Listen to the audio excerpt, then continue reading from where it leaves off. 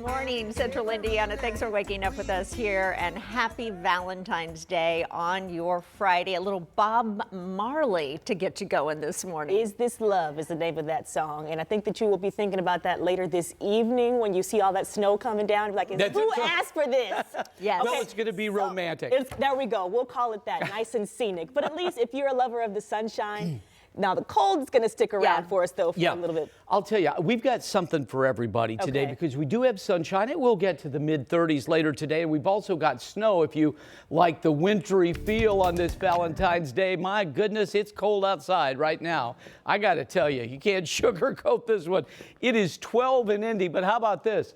From Plainfield to Avon, Brownsburg to Zionsville, it's 9. From Carmel to Fishers to Noblesville to Pendleton, it's 9. It's 9 in Newcastle. It's 9 in Greencastle, and a balmy 14 in Shelbyville. But on the IU campus of Bloomington, just 10. And how about this? For all of our friends here in the northern counties, you guys at IU Kokomo at 4, at Purdue, it is 3 degrees this morning.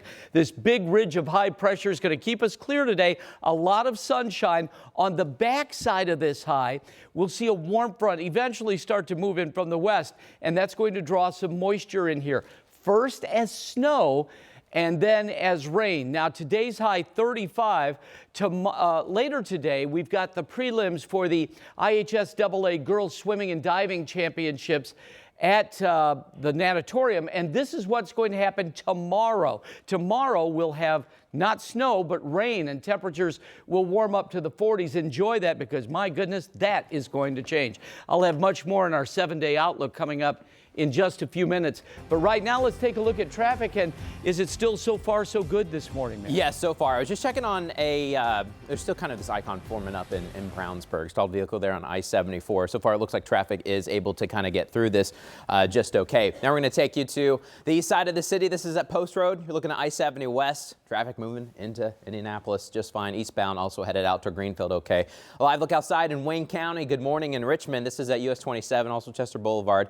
You go north, you head into Northeastern. Northeastern's got a big conference game. TEC title on the line tonight as Tri takes you on. And then the Northeastern girls, they've been pretty decent this year. They are in the regionals tomorrow. We've got a lot of huge girls basketball regionals all across the state. We'll have more on that forecast throughout the weekend. Here, Julie.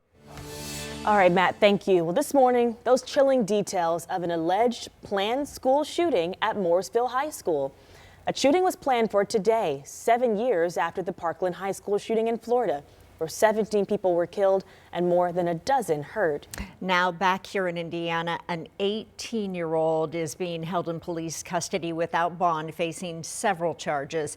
Police caught on to the alleged plan thanks to a tipster who reported it to the FBI's Sandy Hook tip line. Thank goodness for that tipster. Anna Chalker is joining us this morning in studio with more on what led to police actually making that arrest. Good morning, Anna. Good morning, ladies. The FBI says that tipster not only let them know of the threats that the suspect made, but that Trinity Shockley had access to an AR-15 in order to bulletproof vest. Now, I want to show you some of those threats that were made online. They say, quote, "I've been planning this for a year. I want to hurt others, and Parkland Part 2. Those are just some of several threats police say Shockley sent to people online. Police say Shockley also shared a photo of 10 AR-15 magazines to those people. And court documents show detectives found evidence in Shockley's room that suggests they may have had an infatuation with school shooters like Ethan Crumbley in Michigan and Nicholas Cruz in Parkland, Florida. And like you said, police say this attack was planned for today,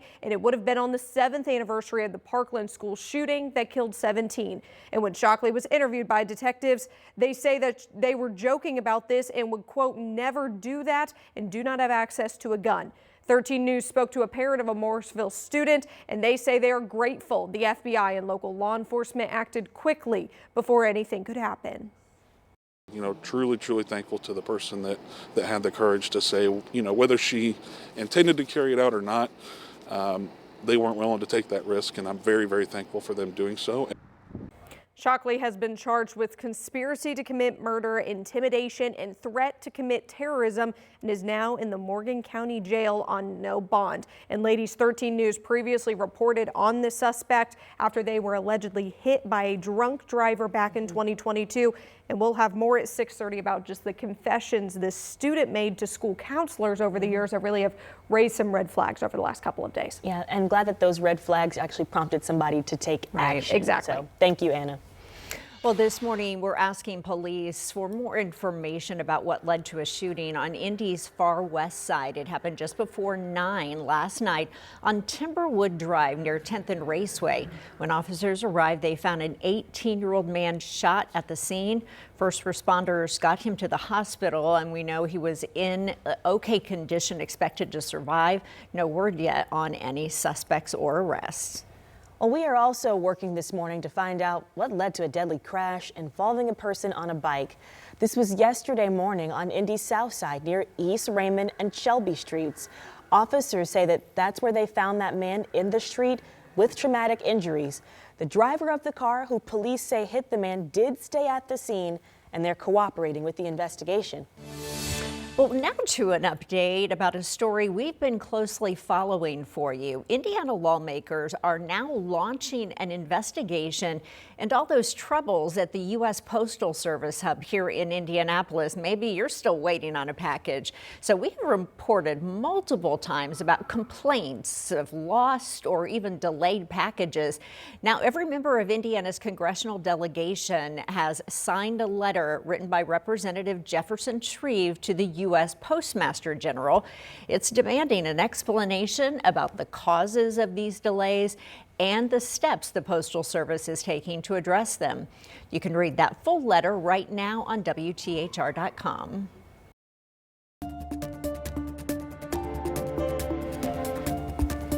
A new warning this morning for Metro Police and Indianapolis school leaders. A pretty stern one. In a letter, Todd Rokita is making it clear that he wants IMPD and IPS to cooperate with Immigration and Customs Enforcement.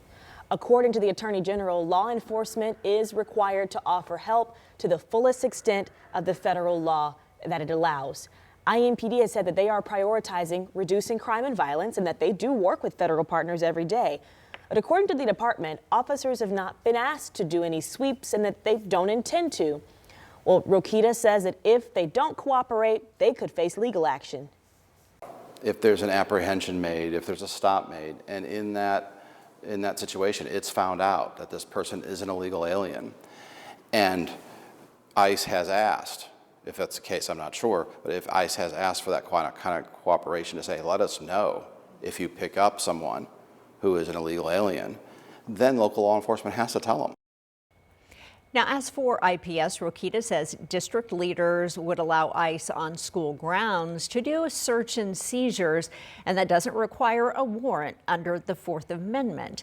We also just received a statement from IPS that says the district will comply with all local, state, and federal laws. It goes on to say, during a time that has created anxiety and concern for many in our community, we also remain vigorously committed to fostering a safe, inclusive, and welcoming environment for all of our students. And this morning, there is an interim plan to clear snow off of those residential streets that were missed last snowfall before the next one. Neighbors were pretty frustrated after recent back-to-back storms and some streets never even touched by plows. Well, last night, the Public Works Committee put a pause on that full plan. Instead, Mayor Hogsett and Council President Bob Osley put out this statement. The interim plan calls for DPW to plow residential streets when snow has piled up for 4 inches. This comes weeks after 13 News discovered more than 1,000 miles of residential roads were never part of the city's plowing policy. Some councilors were surprised the plan was being delayed. A lot of us didn't really even get a heads up that we were going to be doing that. You would think after last month's committee meeting and all the feedback that councilors received from our constituents that we would have acted on something tonight. Once you get that ordinance, it's not as flexible as an internal policy. We want to make sure that we get it right. The Public Works Committee will review and then vote on the full proposal during its next meeting in March. Well, we've been asking questions on this story, and now we're getting a better understanding of why Hamilton Southeastern schools are opening up enrollment to kids outside of the district. And essentially it comes down to funding. HSC for the first time is allowing out-of-state families to apply for transfer. Superintendent Pat Mapes says that they are seeing fewer students, and that means less money. He says that they can add now about 850 kids. But if they don't fill those spots, it could mean laying off 24 of its teachers. And we've invested a lot of time and energy, and they're very, very good teachers, very good educators, and we want to keep them and retain them. So it would cost around $6,800 per student, and there are certain qualifications. They ask for good attendance and good behavior, and parents would need to provide their own transportation for their kids to get to school. The application process opens next week, February 21st. Coming up on 6:10, it may be cold for race fans. The month of May, though, will be here before we know it. And today marks 100 days until the 109th running of the Indianapolis 500. So today, to capitalize on this excitement, Riley Hospital for Children, there are drivers that'll be joining kids for a Valentine's Day party. That's the 100 Days Out fan party at IMS starting at 7. And how about this? A fireworks show at the Speedway about 9:30 tonight. This all leads to the greatest spectacle in racing, the green flag, when it drops on May 25th. Well, this morning, thousands of federal workers are out of a job after mass firings across several departments. Coming up at 6:45, we're going to walk you through where we're seeing these drastic cuts and who is getting let go. If you were looking for TikTok in the App Store this morning, it is back after the video sharing app was locked out of the U.S. Now the president is weighing in on potential buyers before the app goes dark again.